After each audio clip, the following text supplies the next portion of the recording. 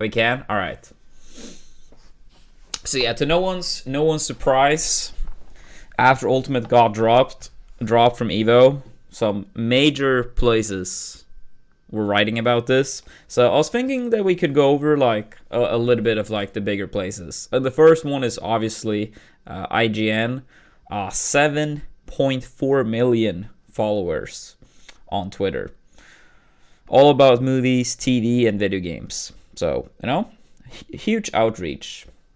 4.9 thousand likes, 579 retweets, and I'm not sure if we can see how many actually pressed on this article. We probably can't, but probably a shit ton. Probably a shit ton of people. So, yeah, let's check into the article a little bit. Lineup for EVO 2020 has been revealed, and Ultimate is missing from the roster. EVO Online will replace the physical competition this year due to the impact of the COVID-19 pandemic. But that isn't the only major change, with Smash Ultimate cut from the lineup, most likely due to issues with the game's online performance. This is IGN being a little bit nice, because by most likely, we all know that it is due to the game's poor online performance. But I mean, it's still, pretty bad outlook. I could imagine this article has been seen by a lot of people, even people that normally, might not be too involved with this type of stuff. Smash is an EVO staple, and while organizers haven't commented on the game's omission, it's believed that it may have been too difficult to run an online Smash tournament due to the game's lacking netcode. Obviously, the organizers here, they're not going to say anything. So if you take it from the perspective of Evo, like once Corona bullshit is over and like Evo is back to normal like next year, they are gonna want to have Ultimate back, right? Ultimate was the biggest at Evo, like 2019 in Vegas, and it was also the biggest at Evo Japan. So Evo, even if, the most likely thing is that they themselves cut it from the roster, right?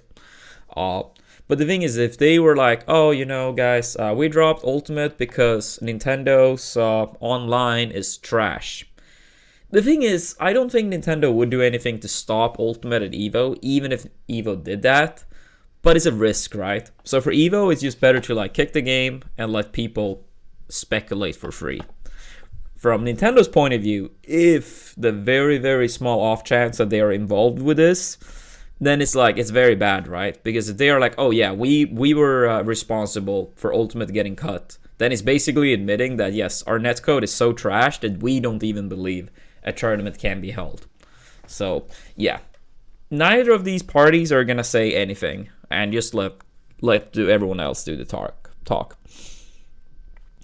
You can watch the lineup announcement video below, which teased 5 weekends of fighting games with games like Dragon Ball, Tekken, Street Fighter. Tournament will also feature 4 open online tournaments and run from July 4th to August 2nd. Sign up and event info.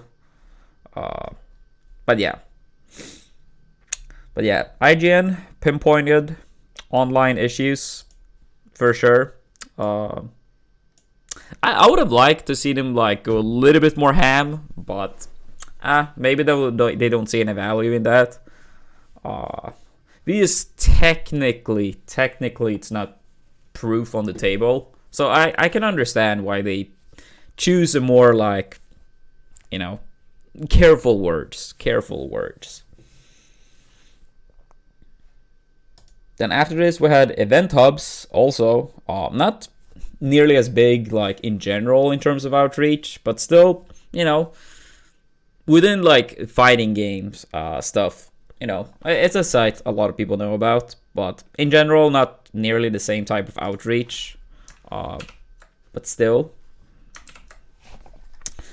Ultimate was quickly shaping up to be the biggest game at the Evolution Championship Series for the 2nd year in a row. But fans were surprised to find out it won't even be part of the official tournament. I mean, honestly, it's not that surprising if you think about it. Like, anyone that have seen or tested online for even 1 second, it should have been a very clear possibility at the very least. like, it's not like I would, bet a large amount on it getting dropped, because you never know exactly how Evo will, like, think about it all. But I wouldn't really say it's surprising. It's a very clear possibility. Anyway, the EVO Online announcement from last night revealed updated list of games slated to take part, where all of the main stage titles are set to return except for Smash Ultimate and Marvel vs. Capcom 2, which has everyone wondering what happened. I mean, not really. Like a lot of these articles, they use, as we said, like pretty careful language. The actual answer to that question may be incredible, simple, or complex, but we likely never know the specifics unless Nintendo or the EVO staff decides to speak on the matter at hand as to why the number one game now sits on the outside. And as we talked about earlier, EVO and Nintendo, neither of these sides have any real reason to mention it. Nintendo would just trash themselves, and EVO would hurt their partnership with Nintendo. And then, they mentioned some likely scenarios here. Ultimate Online is not up to the job, and neither is the Switch. Alright, so this is probably going to be the one with the most, the actual thing that happened. No secret that Smash Bros. Ultimate does not have anywhere near, alright, let's go, the best online experience in the fighting game business, and many players would probably agree that it's among the worst among recent major titles. Much top to the bottom. And not even between recent titles. Even games with no official online support, like Melee, for example, have significantly better online. Much of the misfortune stems from the game's use of delay-based netcode, which can stutter and outright stop matches in suboptimal connection conditions, which is almost a given with the Switch. That actually reminds me of that little video people post sometimes with it's Toph, Vicky, and then a Nintendo rep, and he basically say that he's something along the lines that the players themselves do not experience it. And it's really? Really? Did Nintendo tell you to say that?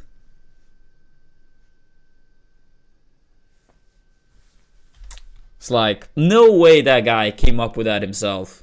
Because why would he? If he didn't know what he was talking about, it's no way he would come up with it in the first place. And if he did know what he was talking about, why would he lie on it on his own unless Nintendo told him? It just, it very clearly feels in that scenario like Nintendo themselves were say these things. Obviously, I don't have proof for that, but it's the logical conclusion to draw. These issues quickly became exacerbated by a large increase in online tourneys over the past few months with offline events cancelled worldwide. Events like the Quarantine series had to be scaled back due to the high amount of players and time needed to make it through long sets in the format. They have even switched the rules to random select only to keep the players and audience from being burned out by the experience. An event the size that EVO would pull in numbers-wise would almost assuredly lead to multiple long delays in brackets due to connection issues and every other variable playing online tournaments incur. Which, to be fair, can apply to pretty much any fighting game or any other genre. I mean, this feels like... that section feels a little bit weird. The high amount of players, if you do host a tournament and you feel oh, this is going to be too many players, you can always cap it. EVO could cap it. I imagine for their other games, they're not going to allow 50,000 players to enter any of the games with open bracket. So, I feel like they went a little bit off track, but not too bad, I guess. Many of those connection foibles circle back to the hardware and actually playing the game itself. on the Switch because the default state to play the game over the internet is through the use of Wi-Fi. Because the Switch docks has no built-in Ethernet port, players are forced to purchase additional USB adapters to even have the option to play over wired. Even then, the hybrid consoles use and consistency through the adapter doesn't feel up to par with other systems. This requirement leads to a bit of logistical headache for both the players and organizers currently, who must prove their connection status via photographs if pulled into question. Remember, it's not the speed reduction that's the issue with running on Wi-Fi, but the inconsistency, jitter, and packet loss that bring matches to a halt. I mean, honestly, it's like everything that is like an issue with online, but yeah, I mean, they bring up some solid stuff. Those two other points, I feel like, are not really going to be relevant. No way Nintendo like tried to shut down like one of their biggest Switch titles. When they tried to stop Melee from Evo, it made sense,